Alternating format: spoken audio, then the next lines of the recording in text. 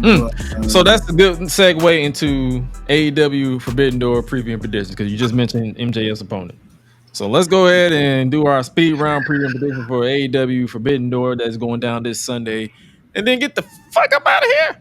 So, yeah. yo, man, AEW Forbidden Door 2024. How have you been feeling about this build thus far? Meh. A little meh. I mean, there were some high points. I know, like the Tony Storm stuff, the 3-way love triangle. MJF's just back, so not too much build on that, really. Did you see that dialogue about the ratings? Oh, I did. I saw where people were clowning them about this past episode and how it was their lowest viewing. And then I just went along with the joke. It was like I collectively believe that all black wrestling fans was watching Kendrick.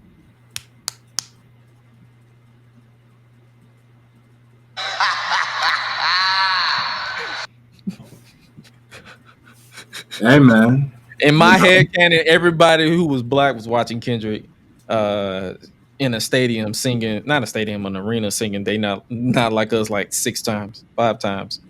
6 if you include the instrumental at the end.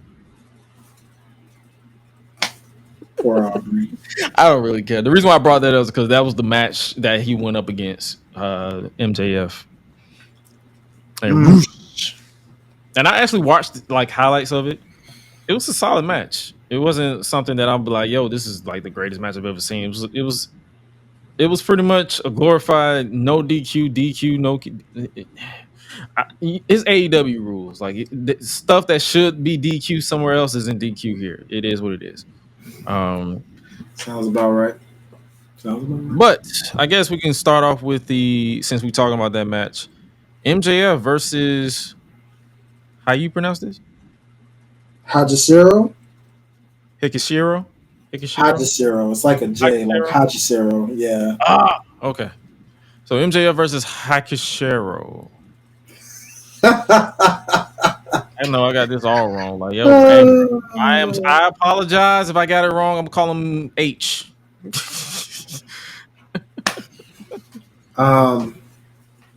Yeah, I don't get it. I mean, I've seen it still. This pretty much goes back to our thing where we was like, yo, they really don't have anybody from New Japan. So they have to go to other companies. And see, the thing about it is, if they didn't mess up with the original company they partnered up with, maybe this would be a little more interesting. But WWE didn't swooped up that partnership now, so maybe get with some MLW people next year, y'all. I don't know. MJF. That's all I got for you. MJF. I'm gonna have to go with the same way. Like, I feel like MJF just got back. They're not finna have that man lose that quick. So also, I saw the little promo that MJF did on that was Fox News or something. One of Today's Show. One of those. Shout out to the chat. Hero. Okay, cool. I saw that. Appreciate that. But anyways, I saw the little promo that MJF did, the little interviews, the typical PR interviews. And boy, that man was selling the hell out of this pay-per-view. And I'm like, I'm propping him because I'm like, boy, you doing exactly what a face of a brand would do. You are selling this. He was putting over his opponent. He was putting over Forbidden Door and the concept. He explained it all of this. But I'm sitting there looking at them hosts, and I'm just like, man, if that ain't the phoniest act of interest I have ever seen in my life, and I'm just they do not give a single solitary fuck. But they make it seem like they so do, and it's just so easy to see straight through it. You're like, bro, because we're in the industry, brother. We're in the industry. We know how to fake it till we make it. They are going to. I'm like, they are going to clown this the moment it gets off air. And I'm like, but MJF's he's walking away loud and proud. He don't care. He was the MJF that you see on screen, and I'm like, he was in character, and I'm like, yep, he's selling it. I mean, they did talk about his Jewish heritage and stuff, so that was cool. Got to talk about that and winning the sports award and all that. But at the end of the day, it was just like, yeah, y'all don't care. It's just like this PR stuff. I understand it, but sometimes I'm just like, can y'all do this with people that actually care, that are actually fans? Right. Because the ones that ain't, I don't understand the point. Unless they just got viewership out the wazoo, I guess. Yeah, you know. Yeah. Next match we have for the AEW Women's World Championship, Mina Shibakawa versus Timeless Tony Storm, with Mariah May pretty much torn between the two, pun intended. This one's interesting. Yeah, it is. I see Tony retaining with some shenanigans. This whole match is gonna have shenanigans. I just already feel it. It will. And clearly, I guess that involves Mariah May in some sorts. So, of course. Yeah. Tony Storm. I think that's all I got, really. Like, this has been the most engaging, entertaining feud, like, built to the card in a while. So I appreciate that. But yeah, that's all we got. I often wonder if somebody shows up at the end of the match, though. I feel like we say that with every women's world I'm title. still waiting, man. I'm still just waiting on something to pop me where I'm like, yeah, now we're talking. You know, I'm tired of these side quests, bro. I want, like, where's my Jamie Hayter? Where's Britt? I'll even take her for crying out loud. Give me somebody. Good God, man. All right. That's all. That's all. We have for the worst, well, not worst. I don't know why I said worst. The first world title match of the card for the men. That is for the IWGP World Heavyweight Championship. John Moxley versus Tetsuya Naito. This would be like, I ain't seen a Naito match in a good minute. I don't even know what his current state is post pandemic, but I feel like this will be, it's probably a solid match. But I'm gonna definitely go one or two things. Either Naito becomes world champion again, because I believe he's in the G1 as well. Mm-hmm. So either he becomes a world champion or Moxley retains. But I'm gonna stick with the ace of AEW. I'm gonna go with Mox retaining. Yeah, I'm going Mox too.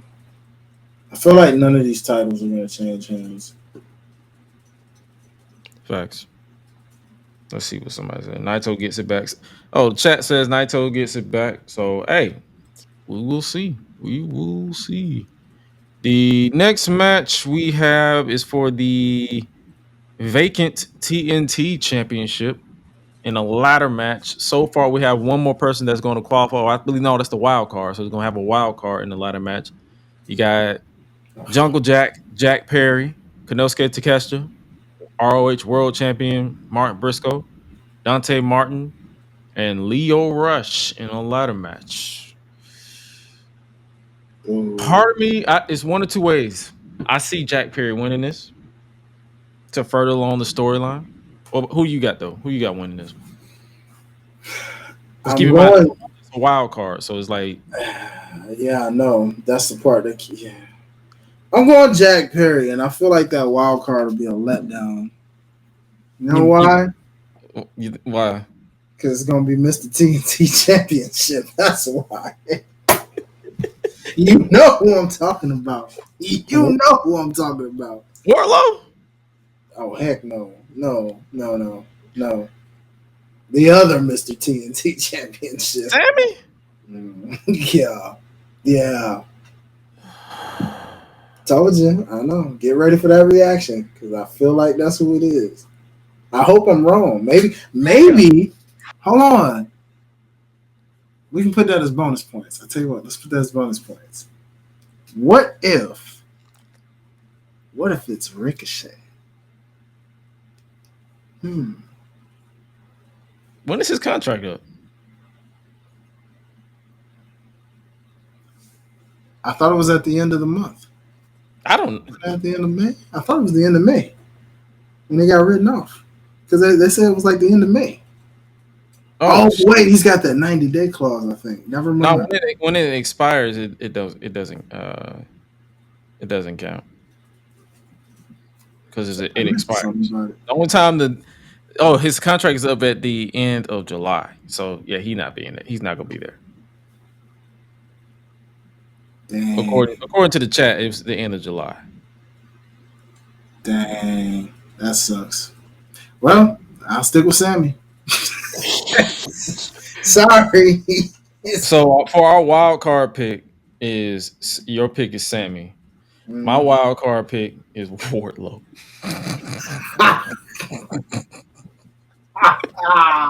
And that's gonna be worth half a point. Okay, all right, that's fair. All right.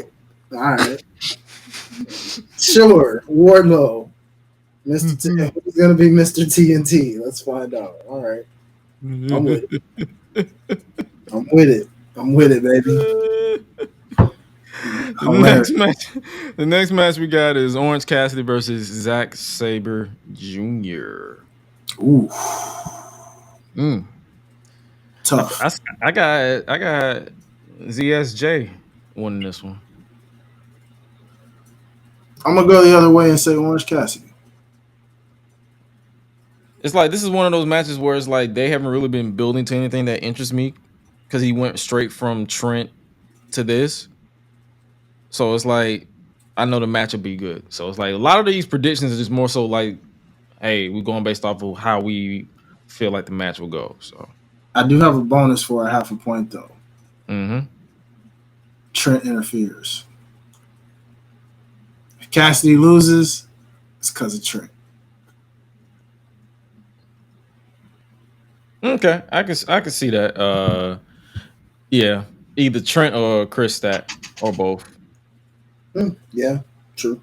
So that'll be So if you get that, you get half a point.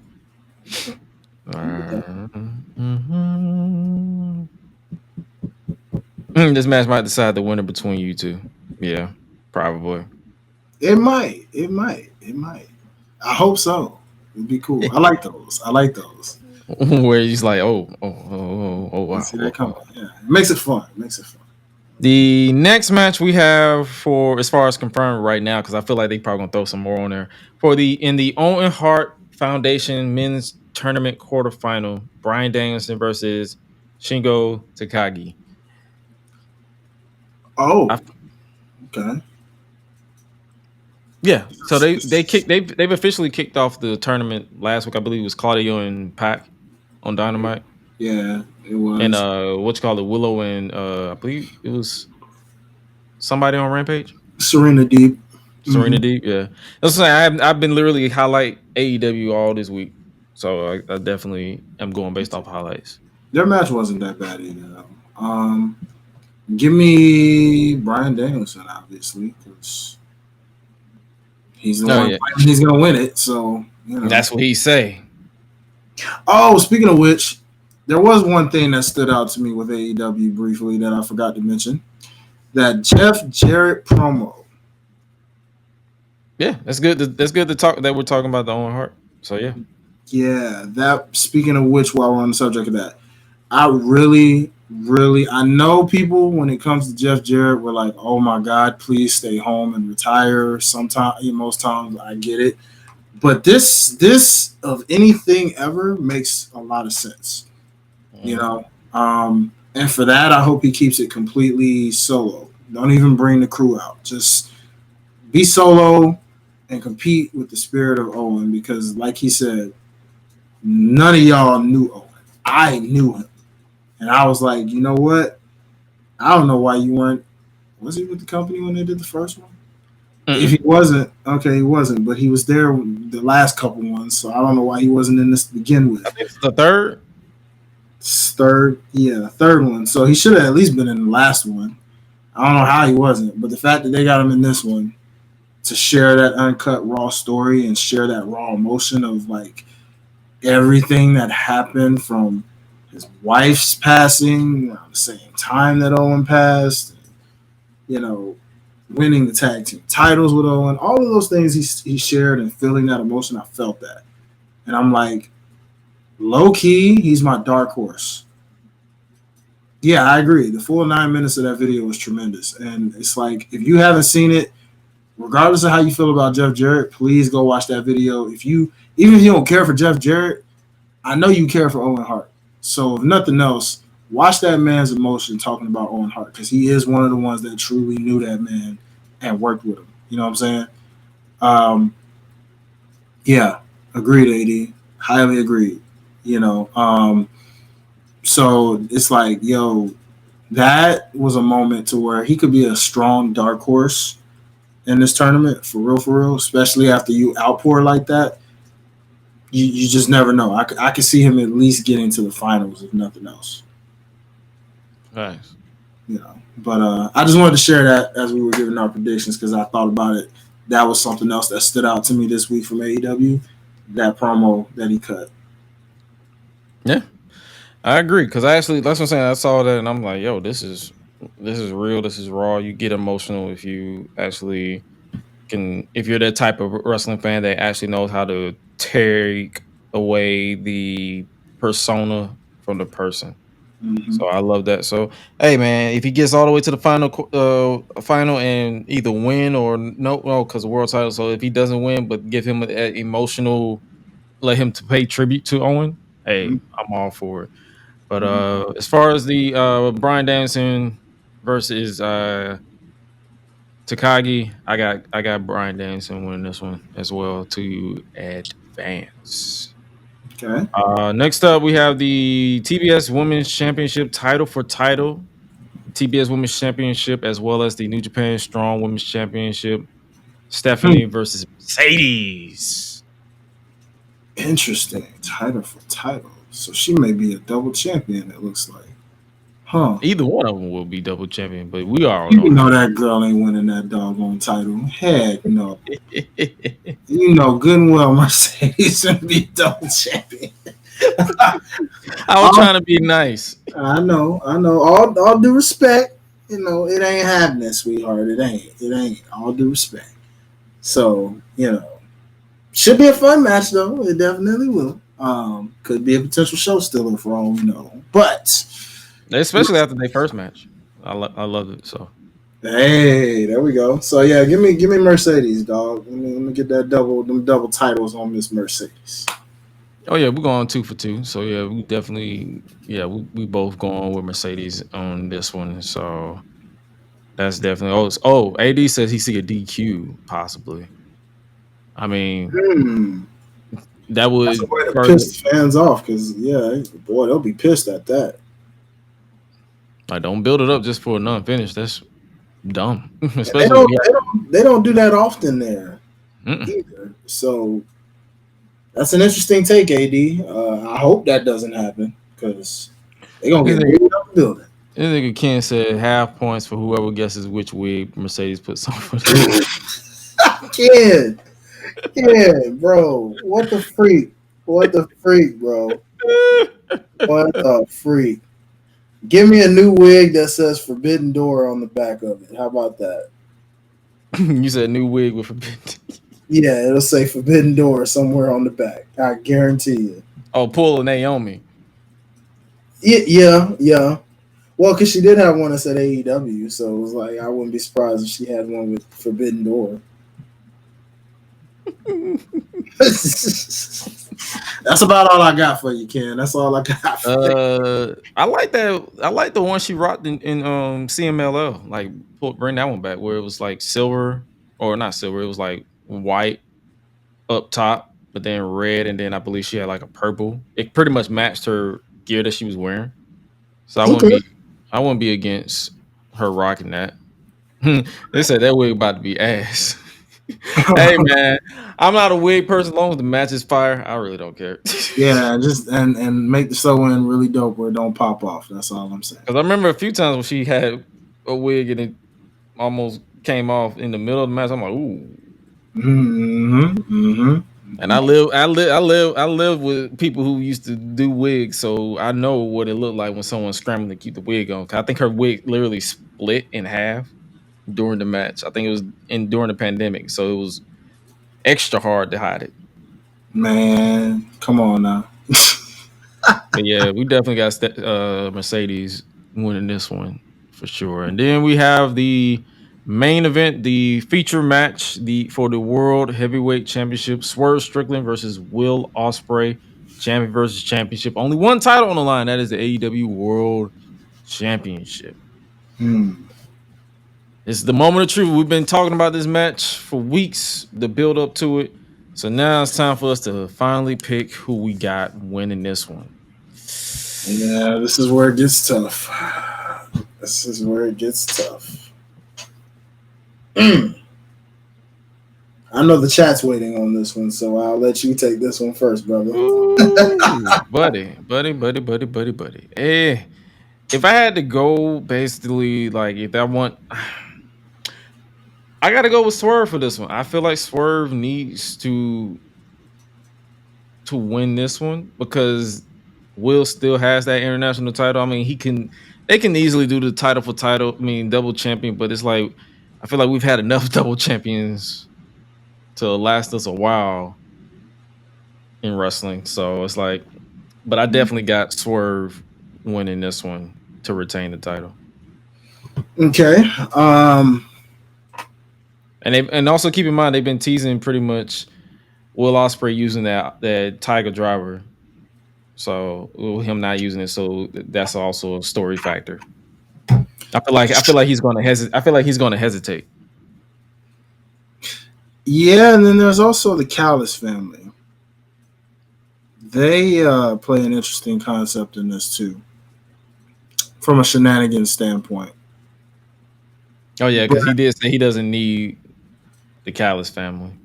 And the way they're looking and acting, it's almost as if, something's about to pop. So, I'm going to give you a half a point answer and I'm going to give you a full point answer. My full point answer is that I say Will Ospreay takes that championship. My heart wants Swerve to definitely do it, but I feel like Ospreay is going to retain or going to be your new champ. However, should this not come, my half a point answer, I know it sounds like a cop-out, I'm just doing it for half points just in case. That's where the Callis family comes in, screws Will Ospreay, gives him a nice little side quest until, he gets back up into that championship mountain, which won't take him long, and Swerve retains. Okay. Because I know they said something about I saw they have a wild card in the Owen Hart tournament where if the winner gets a world title shot, do you think they go that route and have him be the wild card just to have that ace in his pocket if he does lose? Like say he does lose because of shenanigans, and they use that as a cop out for Ospreay to win the Owen and get another title shot. Yeah, I can see a part 2 right at Wembley and him getting his moment in front of fans. And when he gets that moment, then inevitably setting him up with MJF in the future based off that tease. So, yeah, let's roll with that. I know that looking at the chat, Ken said, I'm going time limit draw. They need a main event from Wembley. That's the thing. That's my thing. If you need a main event from Wembley, why not have this match at Wembley? True. Very true. But then again, it's like it's wrestling. Like they can make it make sense. Swerve retains. Yep. So a lot of people. I mean, I'm with you though, because if he retains, as much as I want Swerve to retain, I do. I really do. But it's one of those things where when you're putting an undefeated guy, we know how these undefeated streaks do. He's 18-0. This would make him 18-1. Now, in AEW's case, losses don't always hurt you, but we know in WWE world, usually if you come in undefeated and you get your first loss, you're never really the same. Ospreay can overcome that curse, per se, but it's like it feels like shenanigans would come with it, right? and it discredits Swerve a little bit. And I really would like for him to win clean to definitively say like he's that guy, because he did tell Ospreay, you ain't ready for this yet. So I'm like, maybe that aspect. But it's, man, is it tough, because, you know, like we said before, you could have gave Swerve just someone from New Japan and save this for Wembley. But I don't know, dog. Yeah. That's interesting. That's what I'm saying. It's like, hey man, we're not the bookers for a reason, but hey, it's fun. It's fun dialogue to talk about. For sure.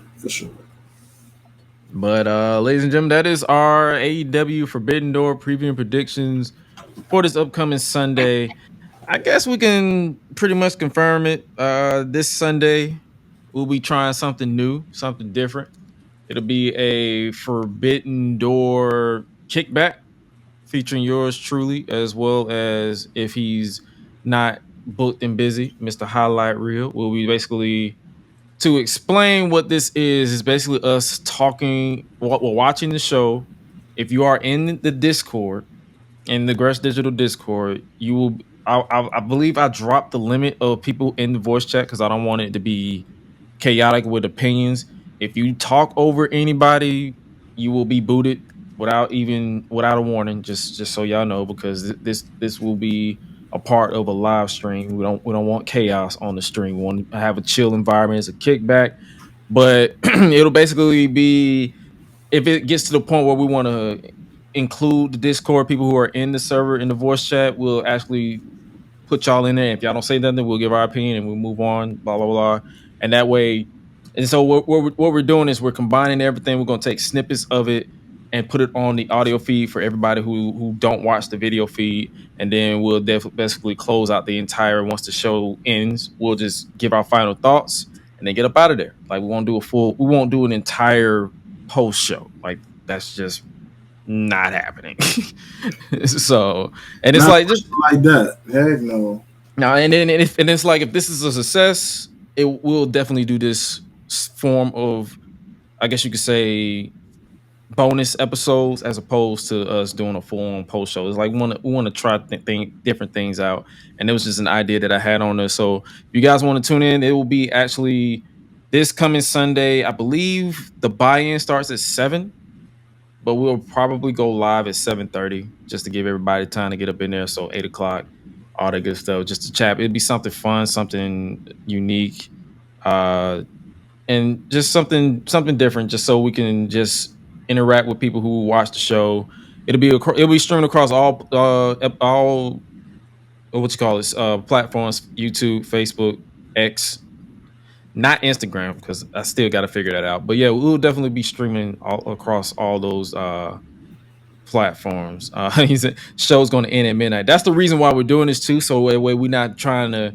The show ends at midnight, and then we doing a full on post show from midnight until like 3 a.m. to talk about everything. It's like where we just give our original thoughts and opinions right when it happens after the match. Like, yo, that was dope. Like, let's give our thoughts on this. Like, what do we think about this match, the outcome, blah blah blah, and then announce the winner of this prediction, and then something chatty. It'll be basically like this setup, how we do our regular shows while we're watching it. So if you are watching in the video format with us, cool. If you want to watch it with us in like real time, hit the Discord. We usually stream what I'm watching over on Discord, so you can hear the audio, so we can all be on one accord, all that good jazz.